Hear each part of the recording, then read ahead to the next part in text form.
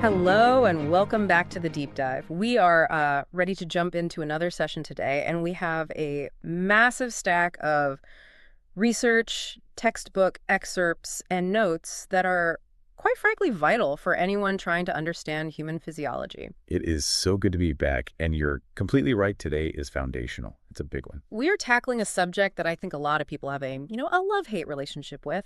We're looking at Chapter 22. Chemical coordination and integration, or, as most of us probably know it better, the endocrine system. Ah, yes. The incredibly complex world of glands, hormones, and feedback loops. It is often the chapter where students really get bogged down. Exactly. And honestly, when I first looked at the source material, my brain just saw lists, just endless lists of glands, lists of completely unpronounceable hormones, lists of functions, lists of disorders. It felt like a lot of rote memorization. It felt really dry. But then looking through the notes, there's this great analogy that popped up that genuinely changed my perspective on the whole thing. Oh, which one was that? The comparison between the neural system and the endocrine system. The source describes the neural system as this hardwired point-to-point connection. It's fast, it's precise, but it's very short-lived, kind of like a hardwired Ethernet cable or a text message. Right. It's millisecond timing. You touch a hot stove, you pull your hand away immediately. That is neural. It's a dedicated physical line. But the endocrine system is described more like the body's Wi-Fi. That is a really, really apt way to put it. I like that. It's diffuse, it's everywhere in the air, or blood in this case, and it regulates things continuously. It's not about a split-second muscle reaction, it's about all the background processes. So our mission today is to decode this Wi-Fi system. We are specifically looking at this through the lens of a Neet aspirant, or really for you listening, anyone who wants to move from just memorizing names to actually understanding the logic of how our body chemically talks to itself. And finding that logic is crucial. If you understand the why, like why the body needs to conserve water right here or why it needs to mobilize sugar over there, the list becomes so much easier to manage. You stop memorizing and you start deducing. Exactly. So we are going to break down the glands, the disorders, which, by the way, are super important for exams. And we are going to spend some quality time on the mechanism of hormone action at the very end, because I know that trips a lot of people up. It does. The difference between how a steroid hormone works versus how a protein hormone works is fundamental to biology. It changes everything about how a pharmaceutical drug might work or how a disease actually presents in a patient. So let's start with the absolute basics. We threw around the word endocrine. We know they are ductless glands. But the definition of a hormone has actually changed over time, hasn't it? It has, yeah. The classical definition was very simple. It was just a chemical produced by an endocrine gland, released into the blood, and transported to a distant target organ. Simple. Right. So the thyroid makes a hormone, the blood carries it, it acts on the liver or whatever. Exactly. But that definition is a bit limited today. It just doesn't account for everything we now know about cellular communication. So the current scientific definition, and this is the one you really need to know for your exams, is much more precise.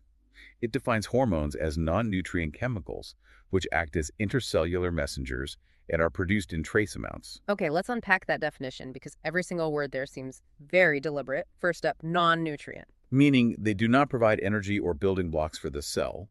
They aren't food. If you inject insulin, you aren't feeding the cell sugar. You are giving the cell an instruction to go get sugar. They are strictly for signaling. And the next part? Trace amounts. They are incredibly potent. You don't need a gallon of adrenaline to get a physiological reaction. A tiny, tiny amount, we're talking parts per billion or trillion, triggers a massive cascade. This really speaks to the sheer efficiency of the system. And importantly, this new definition covers chemicals that aren't secreted by those traditional organized glands we always see in the textbook diagrams. Right. We used to think only the big glands, like the pituitary or thyroid, counted. But now we know the heart, the kidneys, and the gastrointestinal tract all produce signaling molecules that fit this exact new definition. We will definitely get to those hidden glands later. But let's start at the top, literally the top of the body. The master controllers. We're talking about the hypothalamus and the pituitary gland. The command center. The hypothalamus is located in the basal part of the diencephalon, which is in the forebrain. I always think of it as the CEO of the endocrine system. It sits up there in the brain, collecting all this data from the body and deciding what needs to happen. That's a very fair comparison. Because the pituitary gland, which is often called the master gland, actually takes its orders directly from the hypothalamus. So the hypothalamus is the master of the master gland. Precisely. The pituitary is more like the field general. It executes the specific orders. And the hypothalamus issues those orders using two distinct types of hormones. You have releasing hormones and you have inhibiting hormones. Which does exactly what it says on the tin, right? One hits the gas, one hits the brakes. Correct. For example, let's say the body needs to initiate the reproductive cycle. The hypothalamus releases GnRH, that's gonadotrophin-releasing hormone. That travels down to the pituitary and tells it, hey, release your gonadotropins. But then you have something like somatostatin, which is the brake pedal. Somatostatin inhibits the release of growth hormone from the pituitary. If you didn't have that brake, you would just have completely unregulated growth. Now, here's where it gets really interesting, and I think this is a detail that is so easy to miss if you're just skimming the chapter. The way the hypothalamus talks to the pituitary isn't exactly the same for the whole gland. The pituitary is split, right? It is. Anatomically, it's actually two different structures fused together. The anterior pituitary, which is called the adenohypophysis, and the posterior pituitary, which is called the neurohypophysis. Okay, let's talk about the physical connection there. How does the CEO talk to the anterior side? Through a portal circulatory system. It's a blood connection. The hypothalamus dumps its releasing or inhibiting hormones into a special localized vein, and they flow directly down into the anterior pituitary to deliver the message. It's a chemical handoff via the bloodstream. So that's the chemical route. But the posterior side, the neurohypophysis. The clue is right there in the name, neuro. The posterior pituitary is under direct neural regulation. It's actually connected by physical neurons. So actual nerve cells stretching down? Yes. The hormones are synthesized up in the cell bodies of the neurons, which are located in the hypothalamus. Then they travel down the axons, like a physical highway moving down the pituitary stalk, and right into the posterior pituitary. And they just sit down there. Yep, they are stored in the nerve endings down there until an actual nerve signal triggers their release into the general blood circulation. So technically speaking, the posterior pituitary doesn't synthesize its own hormone at all. That is a massive favorite trick question in exams. No, it does not synthesize anything. It only stores and releases hormones that were synthesized by the hypothalamus. Aha. If you're ever asked where oxytocin is made, the answer is the hypothalamus, not the pituitary. That is a crucial distinction for everyone listening to remember. Okay, let's dive into the massive laundry list of the anterior pituitary, the adenohypophysis. We've got a real alphabet super acronyms here. GH, PRL, TSH, ACTH. Let's break them down logically. Starting with GH, growth hormone. The name gives its main function away. It stimulates overall body growth, protein synthesis, and cell division.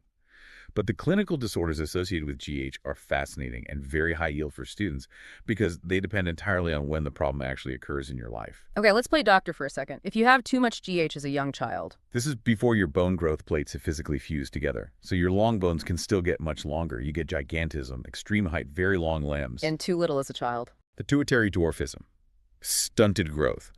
The body proportions are usually perfectly normal, but the person remains very small in stature. But here is the scary one. What happens if you have an oversecretion, too much GH, as an adult, say in middle age? You can't get taller because your bones are already fused. Exactly. The long bone can't grow anymore.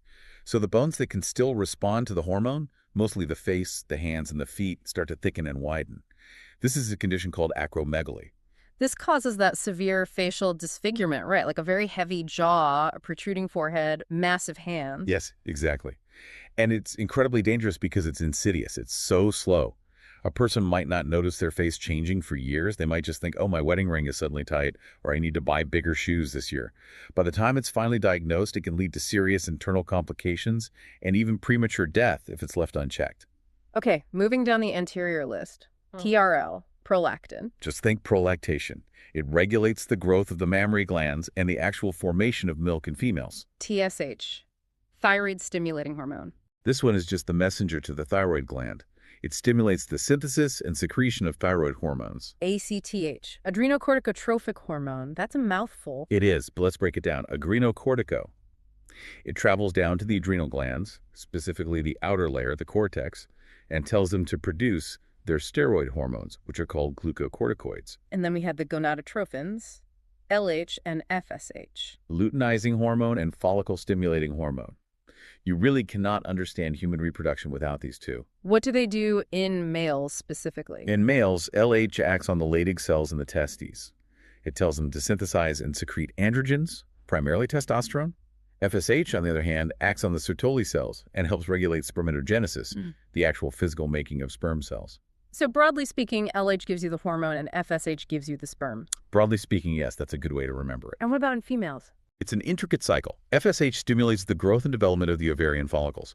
As those follicles grow, they release estrogen. Then right in the middle of the cycle, LH comes in with a massive spike, the LH surge, and that induces ovulation. That surge releases the egg. Right. And then LH stays around to maintain the structure that's left behind after the egg leaves, which is called the corpus luteum. And that structure produces progesterone. There's one more on the anterior side, right? Secreted by the pars intermedia? MSH. Melanocyte-stimulating hormone. It acts directly on the melanocytes in your skin to regulate pigmentation. Okay, so that's the chemical side. The anterior pituitary. Now let's look at the neural side again. The posterior pituitary. We established earlier just stores two hormones, oxytocin and vasopressin. Right. Let's revisit milk for a second to understand oxytocin. We just said prolactin makes the milk. Yes, fills the mammary glands. But if you have a baby ready to nurse, just making the milk isn't enough. You need to get it out. Oxytocin acts on the smooth muscles of the milk ducts and causes them to powerfully contract. This is the milk ejection reflex. So prolactin fills the bottle and oxytocin squeezes the bottle. That's a great visual. And oxytocin is also famously known as the birth hormone. It causes those vigorous uterine contractions during childbirth to actually push the baby out. Got it. And the second one, vasopressin, also known as ADH. Antidiuretic hormone. Let's look at the etymology there because it helps. Diuresis basically means urinating. Antidiuresis means stopping or reducing urination. So its whole job is to save water. Exactly. It acts mainly on the kidneys, specifically the distal tubules, to resorb water and electrolytes back into the bloodstream. It literally prevents you from losing too much fluid. So if you are sweating outside and getting dehydrated, your ADH levels go way up to save water. Correct. Now imagine if this hormone simply isn't working. Imagine you have a physical impairment in ADH synthesis or its release. You wouldn't be able to save water at all. You'd lose huge amounts of water in your urine. You'd get severely dehydrated, and you'd be thirsty all the time. Yes. And this clinical condition is called diabetes insipidus. Now, everyone note the name. Not diabetes mellitus, which is the famous blood sugar one. This is diabetes insipidus. Correct. The word insipidus actually translates to tasteless. The urine is very dilute and watery, whereas mellitus means sweet, like honey, because in that disease, there is literally excess sugar spilling into the urine. I really, really hope the early doctors didn't discover that distinction by actually taste testing it. Unfortunately for them, that is exactly how they historically discovered it. Well, I am incredibly grateful for modern lab equipment. Let's move away from the pituitary for a moment. Well, actually, let's stay in the brain, but go over to the dorsal side of the forebrain, the pineal gland. A tiny little gland with a really big job. It secretes melatonin. The famous sleep hormone everyone buys at the pharmacy. Exactly. It regulates the diurnal rhythm, the 24-hour internal cycle of sleep and wakefulness. It basically tracks the light. When it gets dark outside, your melatonin levels go up and you get sleepy. When the sun comes up and hits your eyes, it drops. The source material also mentions it influences things like metabolism, pigmentation, and even the menstrual cycle and defense capabilities. It's basically the body's master internal clock keeper. It connects our external physical environment, the literal rotation of the earth, to our internal cellular physiology. It's fascinating. Moving down the body now to the neck, the thyroid gland. The butterfly-shaped gland. It has two lobes sitting on either side of the trachea, and they are connected by a thin flap of connective tissue called the isthmus. And this is where we have to talk about iodine. If you look at standard cable salt in the grocery store, it almost always says iodized. Why is that? Because the thyroid follicles fundamentally require iodine to synthesize their hormones, specifically T3, which is triiodothyronine, and T4, which is thyroxine. Without dietary iodine, you simply cannot manufacture these hormones. And what do T3 and T4 actually do for us? They are the body's metabolic fire.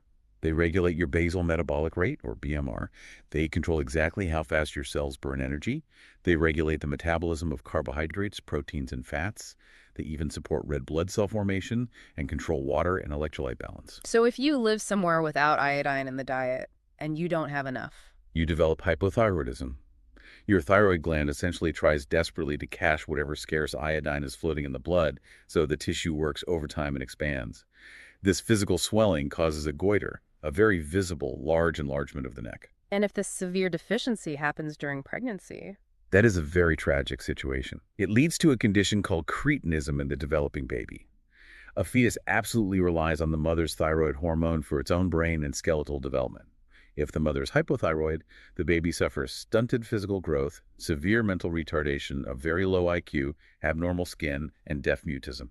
That is incredibly high stakes. And what about just in adult women who develop hypothyroidism? It very often causes highly irregular menstrual cycles, chronic fatigue, and weight gain, simply because the basal metabolism is running far too slow. Now, what if you have the exact opposite problem? What if your body makes way too much thyroid hormone? Hyperthyroidism. Your metabolic fire is certainly burning completely out of control. This is often caused by cancer of the thyroid gland or nodules or a specific autoimmune condition known as Graves' disease. What does a patient with Graves' disease look like? Well, think about a car engine racing in neutral. The person loses a lot of weight despite eating a ton of food. They are jittery, nervous, their resting heart rate is very high, and a classic visual sign is exophthalmic goiter. That's the visibly protruding eyeballs, right? Yes. Fat and fluid physically build up behind the eyes in the sockets, pushing the eyeballs forward. It's a very distinct, defining look of the disease. Before we leave the thyroid entirely, there is one more hormone secreted there, but not by the follicular cells. It's called thyrocalcitonin, or TCT. And this one is completely different. It regulates blood calcium levels. Specifically, it lowers blood calcium levels. Yes, and it's a protein hormone, unlike T3 and T4. Which brings us perfectly to the next section, the calcium balancing act. Because right on the back side of the thyroid gland are the parathyroid glands. 4 tiny little glands, and they secrete parathyroid hormone, or PTH. And PTH is the direct antagonist to TCT, right? They're constantly in a physiological tug-of-war. Exactly. While TCT lowers blood calcium, PTH increases it. It is strongly hypercalcemic. Why do we need a hormone to increase blood calcium? I mean, isn't calcium just sitting in our bones? Because calcium isn't just for making bones hard. Free-floating calcium in the blood is absolutely mandatory for muscle contraction and for nerve impulses to fire. If your blood calcium drops too low, your muscles will begin to spasm uncontrollably. A terrifying condition called tetany can paralyze your breathing muscles. So PTH is constantly there to save your life. So how does PTH actually get that calcium into the blood when levels drop? It goes directly to the bank. The bones are the body's calcium bank. PTH stimulates bone resorption, which literally means dissolving or demineralizing the bone tissue to release its stored calcium into the blood. It also travels to the kidneys and tells them to reabsorb calcium so you don't pee it out. And it even stimulates your gut to absorb more calcium from the digested food you ate. So if you are a student and want to remember this simply, parathyroid puts calcium into the blood. TCT takes it out of the blood. That is exactly the dynamic. They balance each other perfectly to keep blood levels completely stable. Okay, let's move down from the neck into the upper chest, the thymus. Look at it right behind the sternum, on the ventral side of the aorta.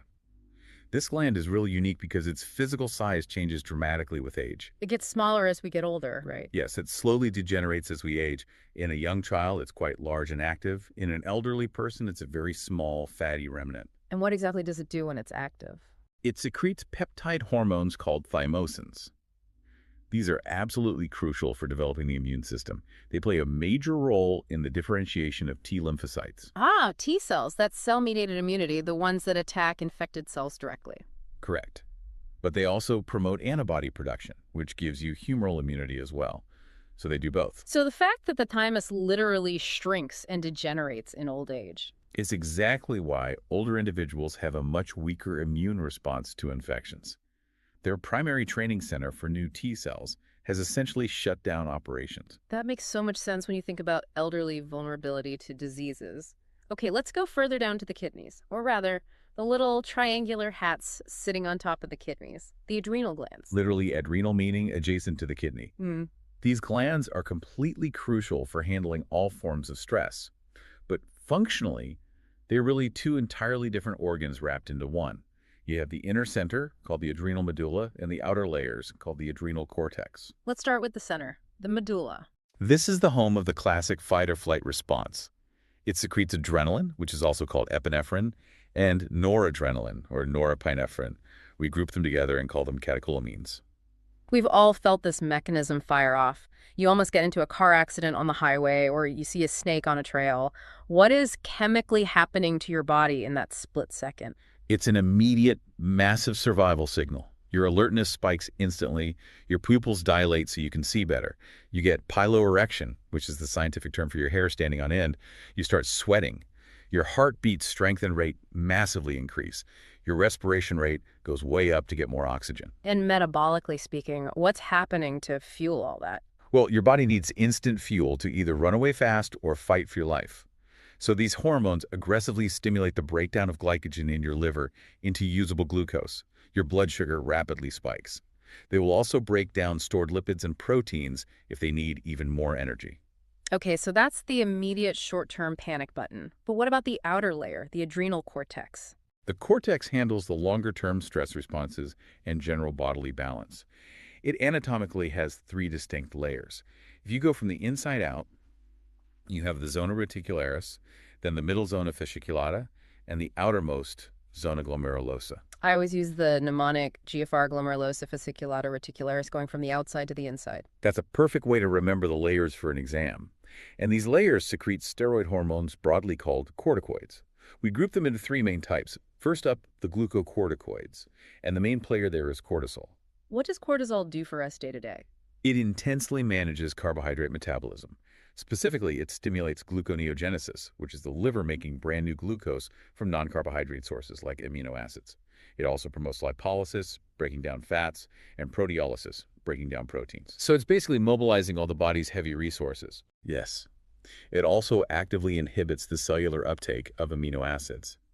It's essentially keeping everything freely available in the blood so the brain and vital organs have priority access to fuel during a prolonged stressful event. But cortisol is also incredibly famous in medicine for being strongly anti-inflammatory. Right, like when someone gets a cortisone shot for a bad joint. Exactly. It suppresses the normal immune response to reduce swelling and inflammation.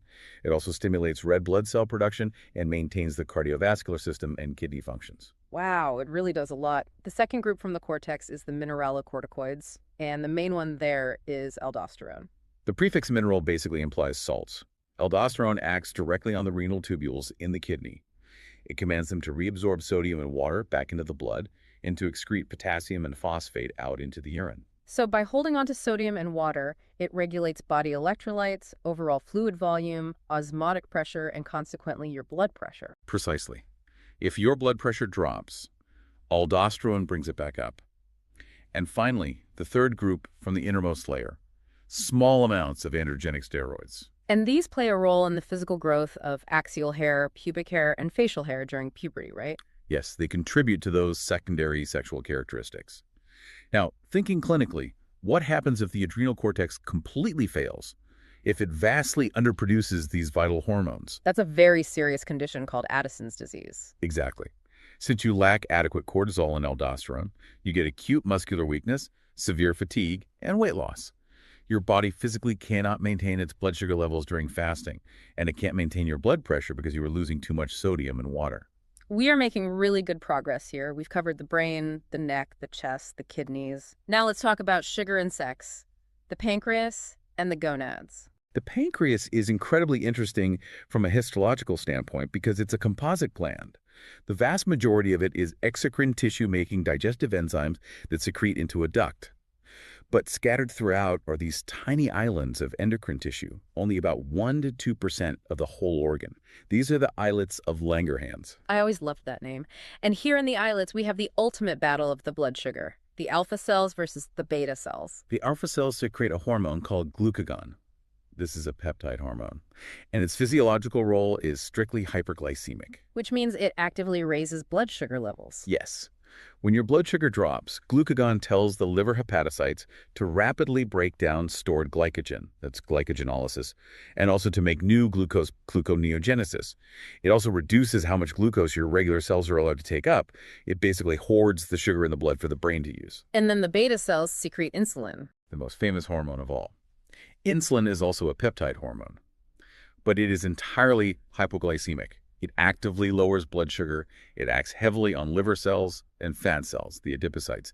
It basically unlocks the doors of the cells, allowing glucose from the blood to enter them rapidly. And once it's inside, it tells them to store it for later. Yes, via glycogenesis. It converts the free glucose into packed glycogen. So just to recap the battle, glucagon puts sugar out into the blood. Insulin pulls it out of the blood and into the cells. And if you have a failure here, resulting in prolonged hyperglycemia, chronically high sugar, That is the defining characteristic of diabetes mellitus. which leads to the loss of all that excess glucose spilling over into the urine. Right. And because the actual cells are starving, since they can't get the glucose inside without insulin, the body starts desperately breaking down fats in a dangerous way, leading to the formation of harmful ketone bodies. That's a medical emergency. Okay, quickly covering the gonads. In males, you have the testicus in the scrotal sac. The Leydig cells, or interstitial cells, produce androgens, primarily testosterone. This steroid regulates the development of male accessory sex organs, male sexual behavior or libido, the entire process of spermatogenesis, and secondary sex characters like increased muscle mass and a low-pitched voice. And the ovary in females. The ovaries produce two main steroid hormones, estrogen and progesterone. Estrogen primarily comes from the actively growing ovarian follicles. It handles the female secondary sex characters and the actual development of those follicles. Progesterone, on the other hand, comes from the corpus luteum, the scarred remnant of the ruptured follicle after ovulation. It is the hormone that supports and maintains a pregnancy, and it also stimulates the formation of alveoli in the mammary glands for future milk secretion. Okay, before we finally get to the underlying mechanisms, we absolutely have to mention the other organs, the ones that aren't primarily classified as endocrine glands but still secrete very important hormones. Yes, students, do not ignore these. They are very high-yield test questions because they test if you read the whole chapter. First up, the heart. We usually just think of it as a pump. But the intro wall of the heart actually secretes a crucial peptide hormone called ANF, atrial natriuretic factor. When your blood pressure gets dangerously high, the stretching of the heart wall triggers the release of ANF. It causes massive vasodilation widening of the blood vessels, which successfully decreases the blood pressure. It's completely unique because it's one of the few mechanisms that actively lowers BP. The kidney. Besides the adrenal glands on top, the kidney itself makes a hormone. The juxtaglomerular cells in the kidney secrete a peptide hormone called erythropoietin, or EPO. This hormone travels to your bone marrow and heavily stimulates erythropoiesis, the actual formation of new red blood cells. And finally, the gastrointestinal tract, the gut. 4 big peptide hormones to know here. Gastrin, which acts on the gastric glands to stimulate the secretion of hydrochloric acid and pepsinogen. Secretin, which acts on the exocrine pancreas to stimulate the secretion of water and bicarbonate ions to neutralize stomach acid. CCK, or cholecystokinin, which acts on both the pancreas and the gallbladder to stimulate the release of pancreatic digestive enzymes and bile juice. And lastly, GIP, gastric inhibitory peptide, which does exactly what it sounds like. It inhibits gastric secretion and stomach motility to slow things down. Okay, wow. We have the complete parts list. We know what every gland does. But now we need to understand exactly how they do it at a cellular level. This is the real deep dive focus of the whole subject, the mechanism of hormone action. This is crucial for truly understanding physiology. Hormones don't just magically work because they float near a cell. They have to physically bind to specific protein receptors on the target tissues. But the physical location of that receptor changes everything about how the cascade works. Let's start with type 1, the membrane-bound receptors. Earlier, we called this the knock-on-the-door group. Exactly. These are your peptide, polypeptide, and protein hormones. Think insulin, glucagon, all those pituitary hormones, and the hypothalamic hormones. Biochemically, these are water-soluble molecules. They physically cannot pass through the lipid bilayer, the fatty cell membrane of the target cell. The door is permanently locked to them. So they have to bind to a receptor located right on the external surface. Right. They bind to the specific membrane receptor on the outside. They never, ever enter the target cell themselves. Instead, this surface binding generates a secondary signal inside the cell, known as a second messenger. What's an example of a second messenger, like cyclic AMP or calcium ions? Exactly. The original hormone is the first messenger. It delivers the mail to the mailbox. Then cyclic AMP or IP3 or calcium ions act as the second messenger that takes the mail inside. This second messenger triggers a rapid biochemical cascade that regulates cellular metabolism. Because the enzymes are already inside the cell just waiting to be activated, this type of response is usually very, very fast. Now, contrast that entirely with type 2, the intracellular receptors, the group we call the walk-through-the-wall hormones. These are your steroid hormones, cortisol, testosterone, estradiol, progesterone, and also your iodothyronines, the thyroid hormones. Why are they allowed to just walk right in? because biochemically they're lipid soluble. They just dissolve right through the fatty cell membrane. They don't need a doorman or a surface receptor. So where do they actually go once they're inside the cytoplasm? They travel deep inside and bind to specific intracellular receptors, which are mostly located right inside the cell nucleus itself. And what happens when they get to the nucleus? The hormone and the receptor bind together to form a hormone receptor complex. This complex directly interacts with the cell's genome, the actual physical DNA chromosomes. They regulate gene expression. They basically unzip the DNA and tell the cell to start transcribing messenger RNA to build brand new proteins. Building new proteins from scratch sounds much slower than just activating existing enzymes. It is much slower. The process of transcription and translation takes considerable time. But the resulting physiological effects, because you've actually built new physical structures or massive amounts of new enzymes, are long-lasting and profound. So to give a really quick summary for the listener, peptides equal knocking on the door, sending a second messenger inside, and getting a very fast metabolic response. Steroids equal walking right through the wall, talking directly to the DNA, and getting a slower but very long-lasting structural response. That is the absolute key to understanding the mechanism of action. If you grasp that difference, the whole endocrine system suddenly makes perfect logical sense. Wow, okay, we have covered a truly massive amount of ground today.